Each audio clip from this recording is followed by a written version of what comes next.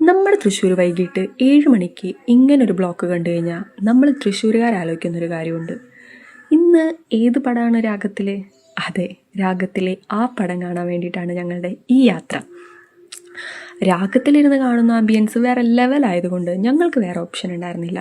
Independence day ആയ കാരണം ticket കിട്ടുമെന്ന് സംശയമുള്ളതുകൊണ്ട് തലേദിവസം തന്നെ ടിക്കറ്റ് എടുത്ത് വെച്ചായിരുന്നു.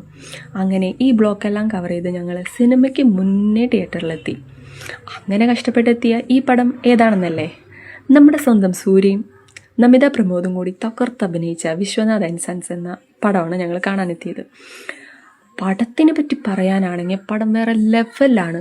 ഹാപ്പി ആയിട്ട് ഫാമിലി ആയിട്ട് ഇരുന്ന് കാണാൻ പറ്റിയ ഒരു അടിപൊളി പടമാണ് ഏത്. വലിയ കോംപ്ലിക്കേഷൻസ് ഒന്നുമില്ലാതെ റിലാക്സ് ചെയ്ത് ടെൻഷൻ അടിക്കാതെ ഹാപ്പി ആയിട്ട് എൻഡ് വരെ നമുക്കിരിക്കാം. കാരണം പ്രത്യേകിച്ച് കോംപ്ലിക്കേഷൻസ് ഒന്നും ഈ പടത്തിനില്ല.